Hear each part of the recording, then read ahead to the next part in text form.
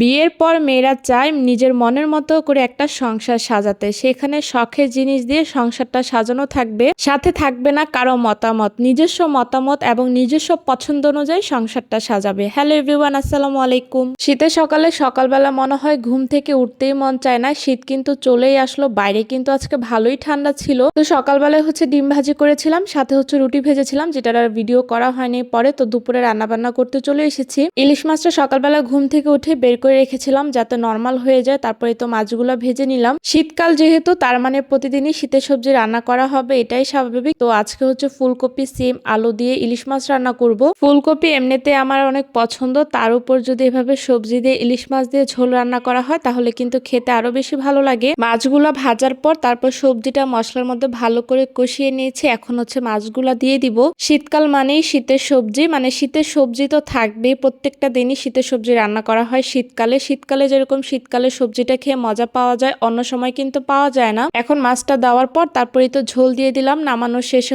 আমি ধনেপাতা দিয়েছি। আজকে আর তেমন কোনো কিছু রান্না বান্না করি না, আজকে সকালই ঘুম থেকে উঠেছি, কারণ শীতকালে একদমই সময় পাওয়া যায় না। তারপর রান্না শেষ করে কফি বানিয়ে ফেলেছি। আজকে সকালবেলায় একদমই সময় পাচ্ছিলাম না, যেহেতু আগে রান্নাটা শেষ করেছি। নতুন বাসায় আসার পর এত গেস্ট মেহমান, তার উপর পরীক্ষা, মানে সবকিছু মিলে এতটা প্যারাই ছিলাম, যার কারণে চুলাটা ক্লিন করার একদম সময় পাই নাই। যেহেতু আজকে সময় পেলাম তাই ভাবলাম আজকে চুলাটা সবার আগে ক্লিন করে ফেলি। আর এখন যেহেতু রান্নাও শেষ, তেমন একটা কাজ নেই। রান্নাঘরটা ক্লিন থাকলে রান্না করতে কিন্তু অনেক বেশি ভালো লাগে। আর এই চুলাটা আমার অনেক শখের একটা চুলা। মধ্যবিত্তদের আসলে অনেক শখ থাকে, কিন্তু শখ পূরণ করার কিন্তু সামর্থ্যটা থাকে না। তারপরে সবকিছুর জন্য আলহামদুলিল্লাহ নিজের সামর্থ্য অনুযায়ী যতটুকু শখ পূরণ করতে পারি চেষ্টা করি নিজের শখগুলো পূরণ করতে।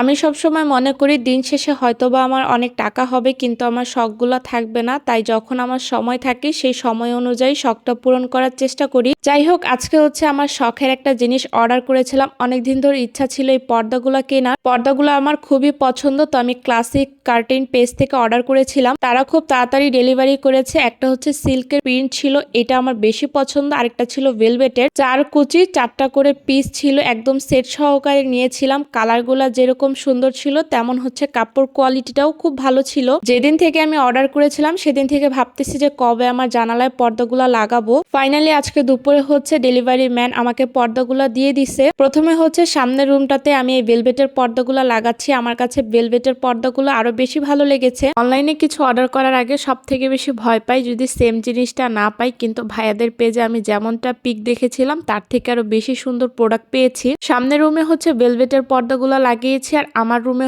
আমি সিল্কের প্রিন্টের পর্দাগুলো লাগিয়েছি। তো এই ছিল আমার আজকের ব্লগ। আর পর্দাগুলো কেমন হয়েছে কমেন্ট করে অবশ্যই জানাবেন আপুরা।